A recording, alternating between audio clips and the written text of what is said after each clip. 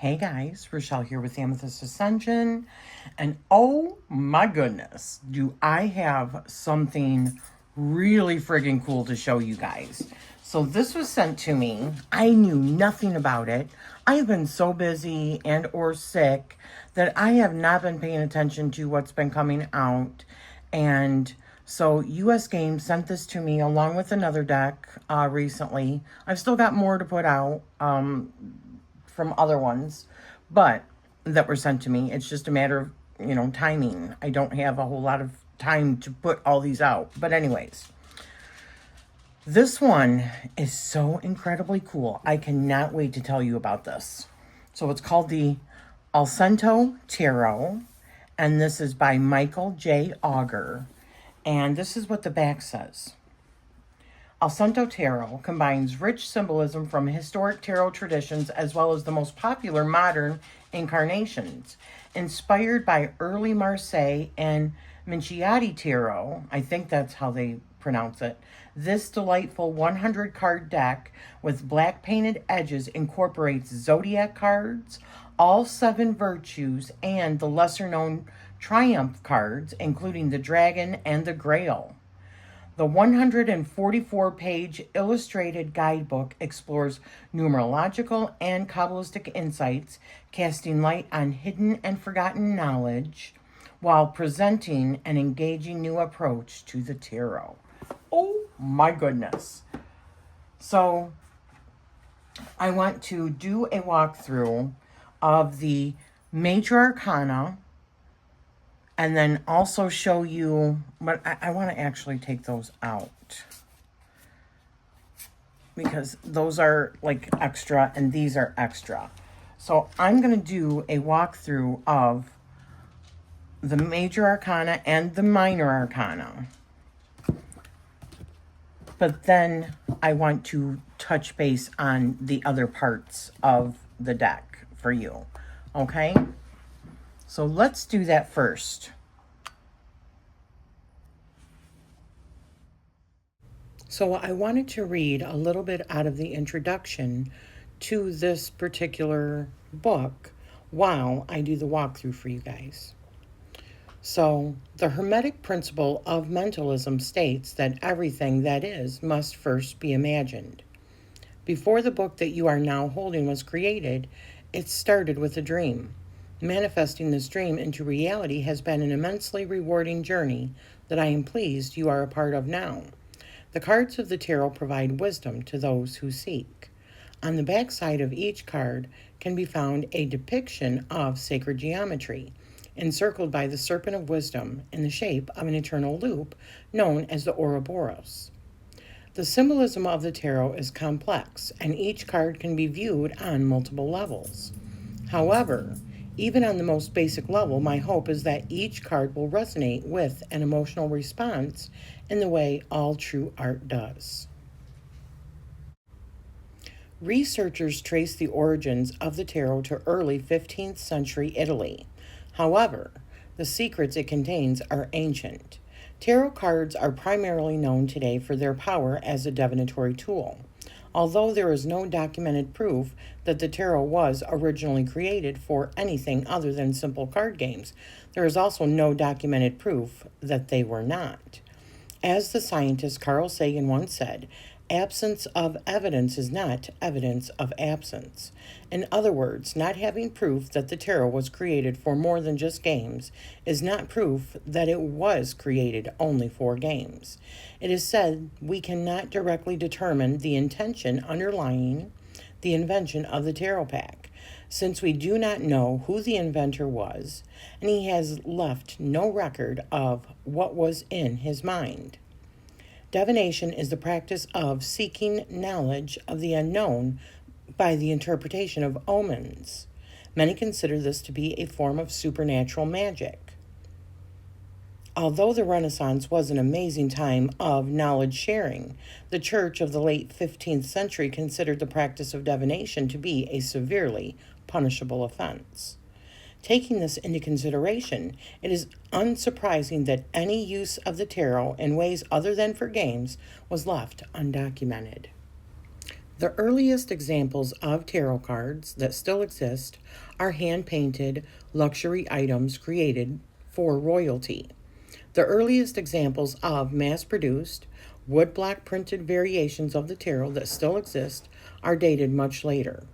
However, there is a possibility that the mass-produced woodblock printed versions came first and provided the basis for the later hand-painted versions. By the 15th century, the Silk Road and other trading routes allowed for free-flowing communication between Eastern and Western cultures. Sacred orders of crusading knights, wandering bards, Islamic mystics and scholars, Greek patriarchs, both Orthodox and Neoplatonic, well-traveled Buddhists, international Jewish Kabbalists, and skilled merchants from notable locations like Venice and Constantinople all intermingled.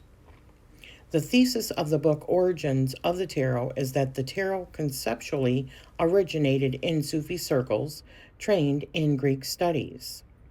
An unknown Eastern Christian-influenced artist then portrayed these concepts on cards, and the tarot emerged out of a multicultural merchant-class society that included Italian cosmopolitans, Sufi sages, and Byzantine literati.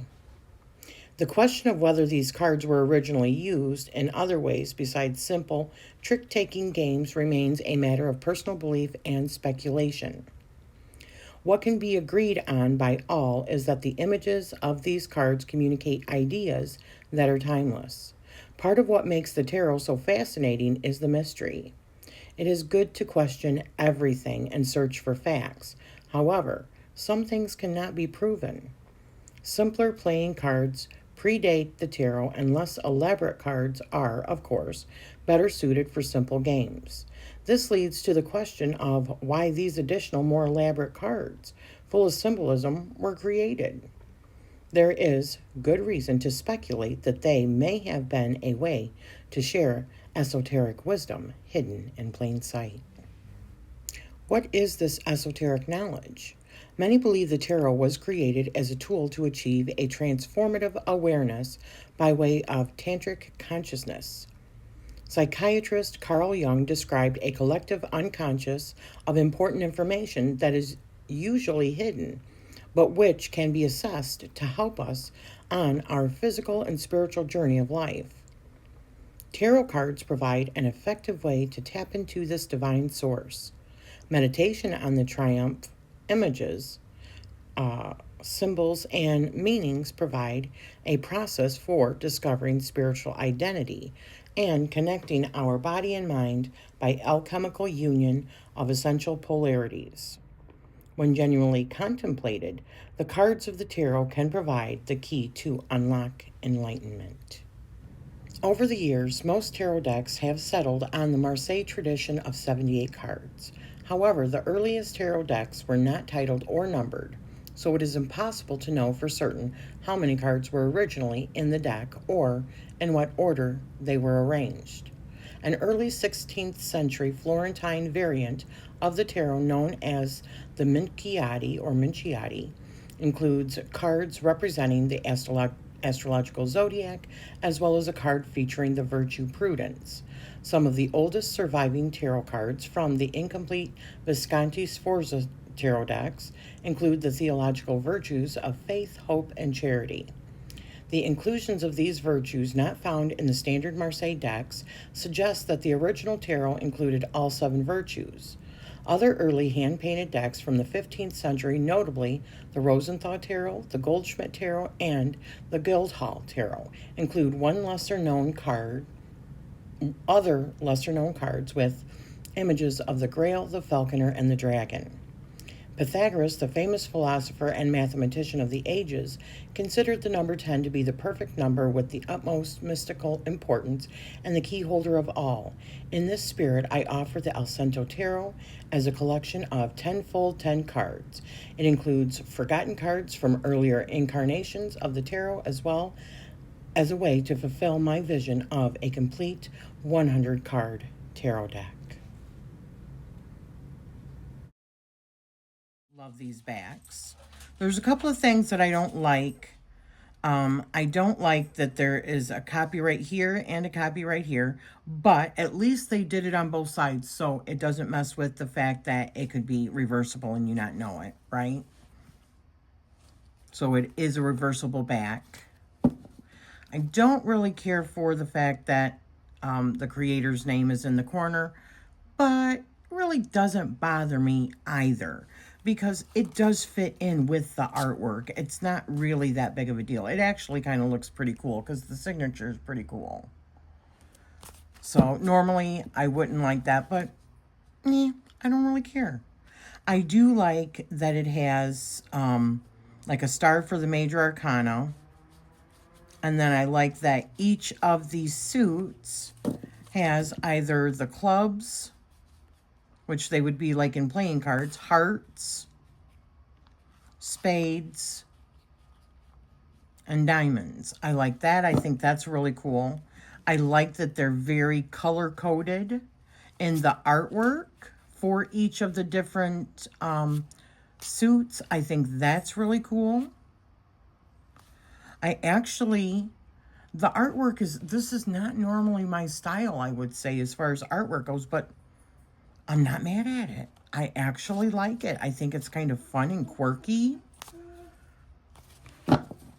So I also like that the major arcana is all purple, because I do see it as the bigger spiritual stuff, where this is, I do associate with the red, and then the blue, of course, for the water, and then for the air, I do see the yellow, and I do see green for pentacles. So I like all of the color choices. I love that there is no border on it, and that it does come black and the backs. I like it all. I do. It is glossy. I don't really care for that. But let's see how this shuffles, actually, because I think I have shuffled this already, because I had to put it all back in order. But let's see how it goes. Oh yeah, it's shuffleable. It's a little bit stiff right now, but it's a brand new deck. It's got to be worked in a little bit. But, oh, well, that was not good. But look at that. No problem. So that's encouraging also. It didn't hurt it. It's actually really good cardstock. Very good cardstock. If I can hold on to it. But now I want to touch on the other stuff here. Give me one moment. So on top of the major arcana 22 cards with 0 for the Fool, we've got other ones. This one is the Vision. This is Duality of Dreams. The Vision signifies a heightened epiphany of duality granted by crossing the threshold between the waking world and land of dreams.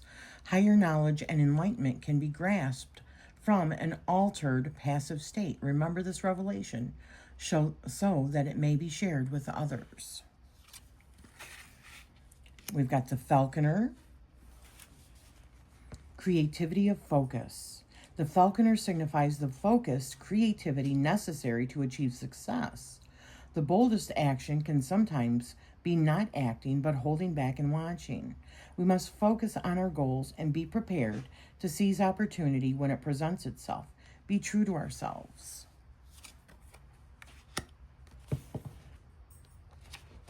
Prudence. Stability of virtue. Prudence signifies the insight and wisdom needed as a foundation to regulate all of the other virtues. Combine memory to remember the past, intelligence to draw lessons in the present, and foresight to apply these lessons and anticipate wise action in the future. Utilize prudence and movement towards new realizations.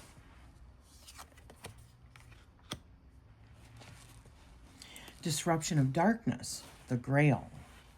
The Grail signifies the ultimate quest for enlightenment and disruption of darkness. It is the conclusive fulfillment of a physical or even mystical experience. The dragon, harmony of passion. The dragon signifies the key test in which we must forego material attachments and be in harmony with our passions in the name of the spiritual ideal.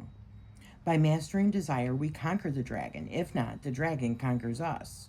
What we most need is often found where we least want to look. The greatest wisdoms are rewarded to the brave who boldly face the unknown. Wow. Hope. Struggle of purpose.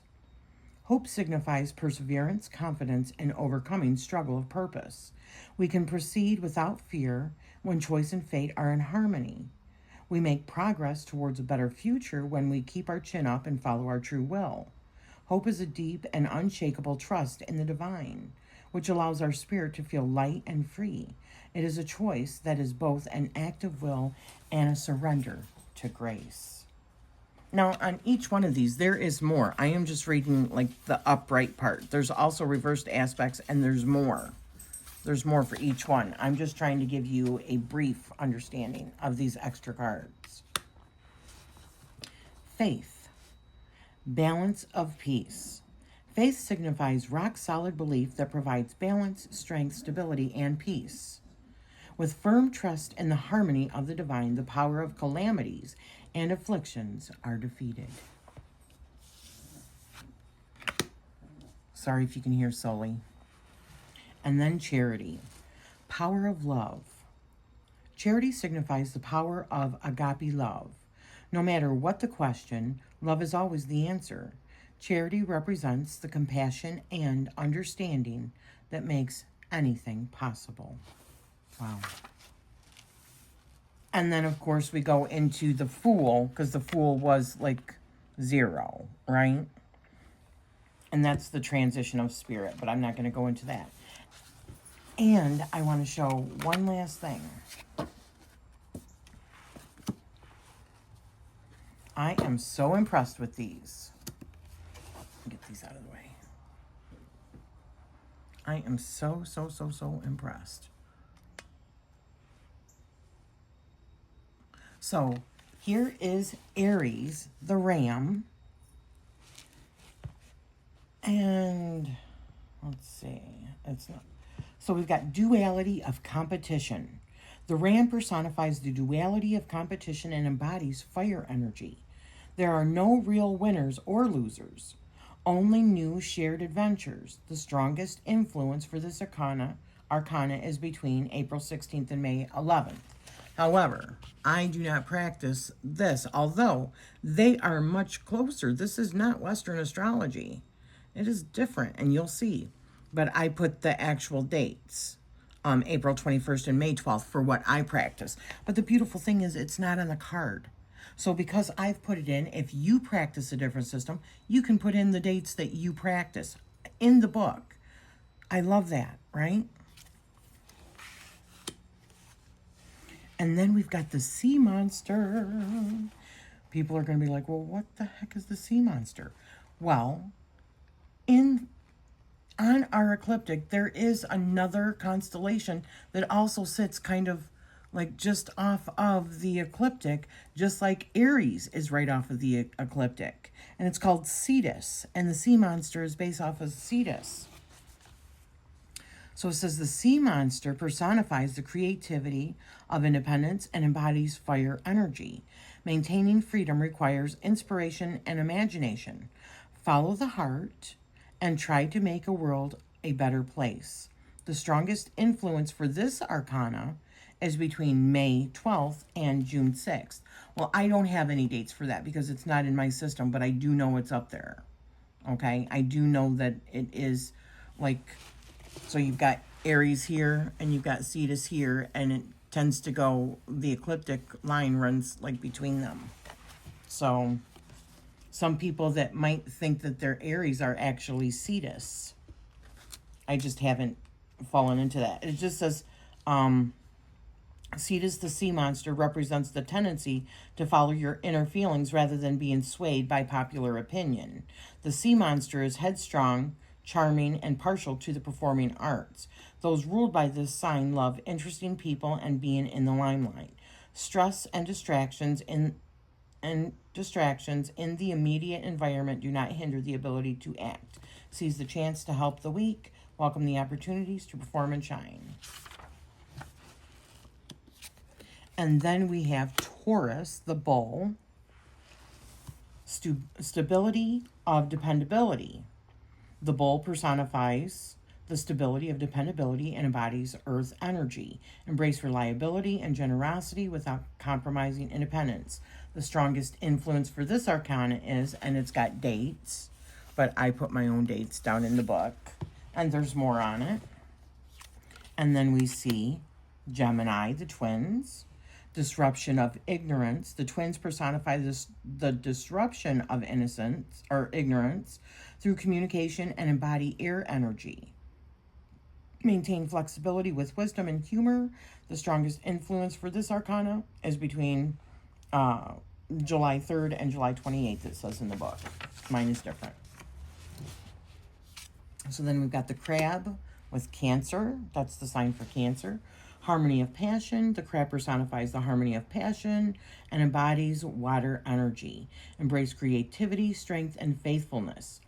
Welcome deep passion with flowing spontaneity. The strongest influence for this arcana is between July 29th and August 23rd. Different from mine. I'm not going to keep saying that, but they are. Okay. So the lion, which is Leo. Struggle of creativity. The lion personifies the struggle of creativity and embodies fire energy. The lion's roar is a call to express and explore our full potential. Remain loyal and true and practice kindness towards all. The strongest influence for this arcana is between August 24th and September 18th. Then we've got Virgo with the maiden, balance of analysis. The maiden personifies a balance of analysis and embodies earth energy. She governs over pharmacy and good health, as well as statistics and labor with an equilibrium of research and practicality. The strongest influence for this arcana is between September 19th and October 14th. And then we've got the scales with Libra. The scales personify the power of diplomacy and embody air energy. Utilize the tactful ability to relate with others to establish equity for all. The strongest influence for this arcana is between October 15th and November 9th. Then we have Scorpio, transition of mystery. The scorpion personifies transition and change with mysterious allure and embodies water energy. Allow intuition to guide ambition and deep desires. The strongest influence for this arcana is between November 10th and December 5th. The serpent bearer, Ophiuchus. The 13th sign, right? This is what I practice this as well. Emotion of healing. The serpent bearer symbolizes emotional healing and empathy and embodies water energy. Seek wisdom and revel in admiration. The strongest influence for this arcana is between December 6th and December 31st. Then we've got the centaur, which is Sagittarius. Action of honesty. The centaur symbolizes intellectual action along with honest, straightforward generosity and embodies fire energy. Channel energy towards solving philosophical problems. The strongest influence for this arcana is between January 1st and January 26th. That is interesting. I'm loving, and I'm so fascinated, even with the dates that he has on here, that the creator. This is amazing. This deck is amazing. I love the rich history, everything of the extra cards that he's added. So the sea goat, this is Capricorn, structure of tenacity. The sea goat personifies tenacious stability essential for perseverance, and embodies earth energy. Goals, although lofty, can be achieved with slow, persistent, and systematic determination. The strongest influence for this arcana is between January 27th and February 21st, which is so interesting. So interesting. Sorry if you can hear the sirens. I've got the door open. Let me pause it a minute. Okay, so we got the water bearer here. Thought of complexity. This is Aquarius. The water bearer is adept at complex thought needed to balance loyalty and independence, and embodies air energy. Think outside the box to find moderate, creative solutions for the greater good of humanity. The strongest influence for this arcana is between February 22nd and March 20th. And then we've got the two fishes, which is Pisces. And it says unity of opposites. The two fishes personify the unity of opposites and embody water energy. Empathy and tenderness are needed for a society to thrive. The strongest influence for this arcana is between March 21st and April 15th. Amazing. So then we have stuff that I didn't show you in the beginning.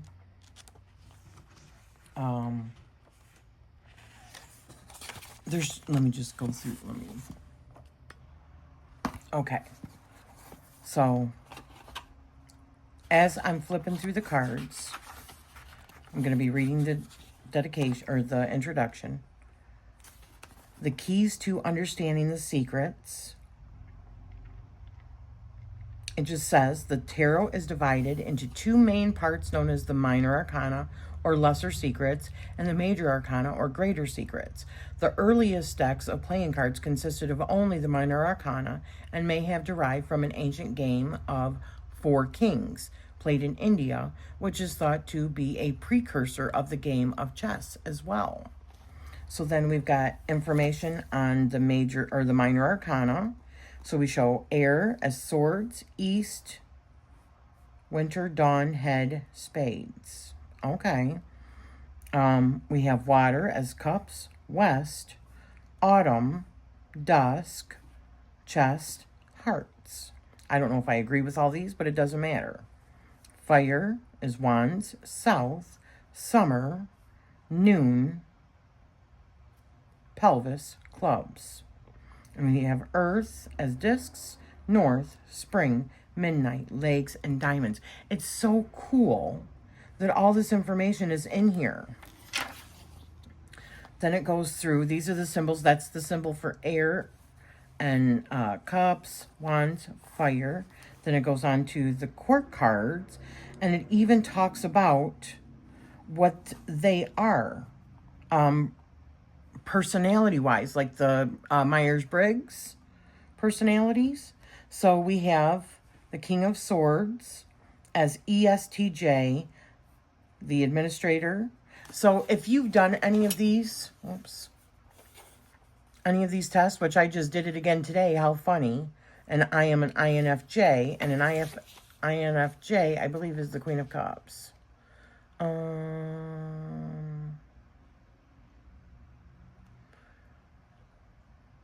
Yeah, Queen of Cups, the advocate, water of water, yes. Which is funny because if you just go by my sun sign, I'm a Sagittarius Capricorn cusp, right? No water there. And my rising sign is earth. I'm sorry, my rising sign is air. And my moon is earth. So I don't have as much water stuff. But my personality type is water. It's interesting, isn't it? So I love that it goes into that information. Then it goes into the numbered cards. So ace being unity, 2 being duality, 3 being creativity, 4 being stability, 5 disruption, 6 harmony, 7 struggle, 8 is balance, 9 is power, and 10 is transition. How cool is that? Then we've got the 5th element. This element has many names, including aether, aura, spirit, quintessence, and the void, to name a few. Okay, so there's information about that. Oh, quite a bit of information. More information on all of the different cards. The High Priestess, the Empress, the Emperor. Wow, okay. And then the Zodiac cards. Allcento is derived from the Italian word cento, meaning 100. Thus, the Allcento Tarot is a collection of 100 cards that provide endless variations of insight into all life. Oh my goodness. I'm just... All right, so let's do a reading right quick.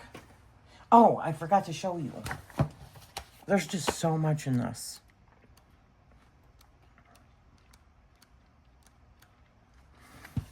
Then reading the cards, it has more information here. It went through all of the different numerology again, numbers, right? And more information on that. And then it's got the Celtic cross spread in the back.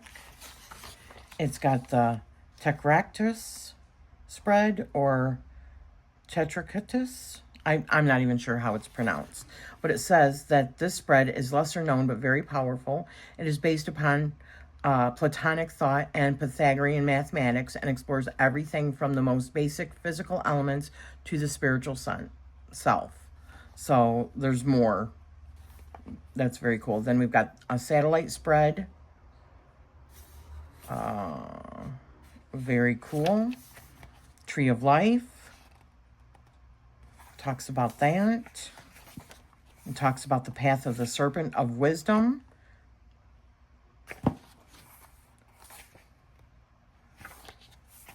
And this is the author, Michael, and it's Auger, I believe. He says it in the beginning. Pronounced Auger. So, Michael J. Auger. Pronounces it, yeah, okay. Jeez, I should have just read on. He has red hair, wears lots of black, and is also known for creating offbeat artwork that is bold and playful.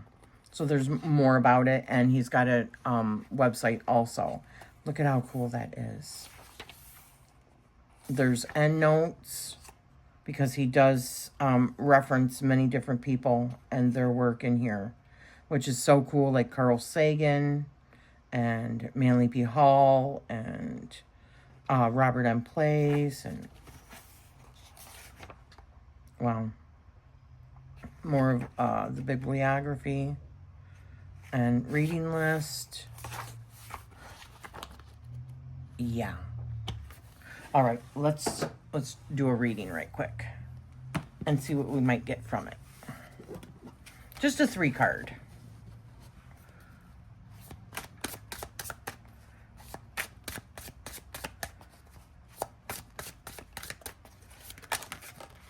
Okay, maybe that's our 3 cards. Let me make sure I'm in here.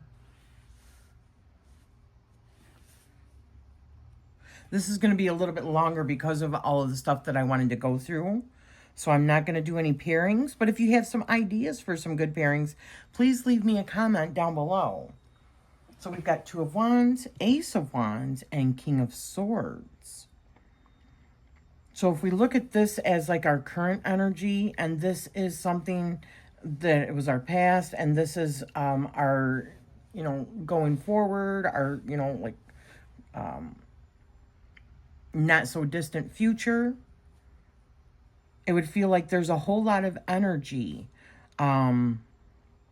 around like creativity. And, well, wait a minute, because it says aces are, so unity. So let's see what it says for the Ace of Wands. I'm curious about everything that's in this. All right, so the Ace of Wands says, And this is set up with aces and then 2s, 5. You know what I mean? It does it by the numbers. So Ace of Wands. The Ace of Wands signifies the unity of action that manifests as the initial spark that ignites change. The powers of fire are a determined force of energy that motivates us into action or into motion. Channel this force and all is possible. So a salamander is leashed to a magical wand by a lemniscate, symbolizing a unity of infinite spirit. The fire has 3 main flames. The center flame has 4 branches, and the bordering flames each have 3, making a total of 10, the number of the Sephiroth. This is the beginning passion for a career, spirituality, or love, and there is great power in the first spark. It can cause devastation, or it can be mastered and harnessed for good. This spark is a natural force and is the first burst of a creative idea that could grow into something huge or just as easily sizzle out and be forgotten. Below the wand is a horseshoe, symbolic of luck and protection from negative energy. In the background is a castle and a peaceful landscape that, with strength and vigorous energy, we can reach if we follow our creative urges. However, the castle is far enough away to remind us that much work needs to be done. The salamander is a living force that brings a rush of enthusiasm. It is a union of creation and destructive power. Hold on and use this energy wisely. Okay, and now, so 2 of Wands, duality of action. The 2 of Wands signifies a duality of action that must be evaluated. A world of opportunity awaits, and now is the time for us to wisely weigh options and make the best plans to achieve dominion of our goals. So the Lord of Dominion sits between 2 flaming wands at a drafting table with notes and plans. The energy of fire urges ideas to be planned and acted on. Besides the table, there are flower pots of white lilies and red roses. Similar to the magician, the flowers represent aspirations and applications of will, but on a more mundane level. Beckoning boats and a lofty mountaintop can be seen in the distance. However, for now, all attention is focused in the planning of the journey. The options of staying versus going are under evaluation. It is possible that some hesitation will need to be overcome. There is sorrow in leaving the safety of home, but duty calls and adventure awaits. Okay, so we see that planning has already been underway, and we are in this energy of something new, a new spark, right? And then, futuristically, we are looking at, let me find what it says for the King of Swords. Yeah. The King of Swords is an intellectual with clear logical thought. His energy is the pure essence of the air element. He is the embodiment of pure logic, facts, and integrity. He has the personality of an administrator. So the King of Swords is seated on a throne, a stone throne facing forward. He usually has a temperate personality that is hospitable and just. However, the tethered forces of air can also be cold, calculating, and ruthless. In his right hand, he holds a double-edged sword upward with which he rules, and in his left hand, he holds a sickle with which he slays. He wears a gold armor and an unusual hooded cloak that proclaim his social status. To either side are sylphs that represent the transmission of ideas and goals of intellectual merit. He has a methodical and tactical approach to all matters, but can have difficulty expressing emotion. The butterfly and sickle sculptured into his throne symbolize transformation and a connection to higher consciousness. The top of the throne is not visible, which is symbolic of limitless potential. He is the Alpha and Omega, and with swiftness and strength, he slays as fast as he creates. He represents complete control over a situation and always has the final word. He is the epitome of the ultimate administrator. So, for me, I would just say that. I had to take my glasses off. So, for me, I would say that in the recent past, we had been thinking about doing some sort of I'm thinking career. This is something to do with career and or some sort of creative endeavor, okay? But also this feels like career. And that now the energy is very much here. We are in this potential energy. So this being an ace and talking about unity, this being duality, because if we go back and we look at the twos, it's talking about duality, right? And the king, he is the epitome of the administrator. So whatever it is that you have been planning, as long as you keep your passion to plan, because there's fire between, I believe that this is Mars and Aries is the Two of Wands. And the king is like, I mean, he is the ultimate thinker, right? And then you put that potential all together, and it being in the now. Now is that time to combine these two things. The passion with the actual research and thought, but go forward with it. That's what I see in this. But I really wanted to do it because I wanted to show how the book read and all of the different things. I mean, you could say essentially also, let's say for instance, if this came up with it as well. How interesting is that? The sea goat, which is Capricorn, is based off of, and you probably can't even see it. I just got done saying career, right? Well, Capricorn also what is associated with the 10th house, which is career and public persona, so to speak, or your reputation, but it can also be very much associated with the least dominant of the parents.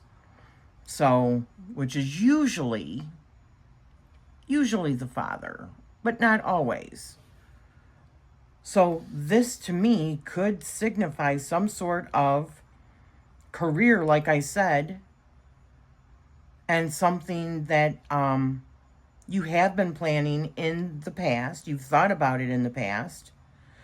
And you feel like you've put plan to action, or that you want to put plan to action. But whenever you mix also fire with air, it makes the fire bigger, right? With oxygen. So right now is that spark to really get that career going. That's how I would look at that, because the 10th house is based off of career, public persona, or public, what is the word I'm looking for? Your public face, so to speak, but it's usually your career. So do it. Do it. Plan it. Research it right. Plan it, but do it. Go forward. Now's the time. So anyways, oh my gosh. I love this deck. I love all the different cards in it. I love that it is combining old cards from the Tarot de Marseille that were left out of like earlier, you know, that they found little bits and pieces in like the Visconti Sforza deck and the Minchiate or Minchiate, however you pronounce it. So it's got like the virtues, and it's got the other triumph cards. I love that. 100 card deck. I love it. I would love to know your thoughts on it. This is definitely one that's staying in my collection. It will not be going bye-bye. But I am so happy that it's actually got Ophiuchus and Cetus in there also. And that the dates are all different. Now I want to research why those dates are so important. So thank you for spending this time with me. Please leave me a comment down below. Have you picked up this deck?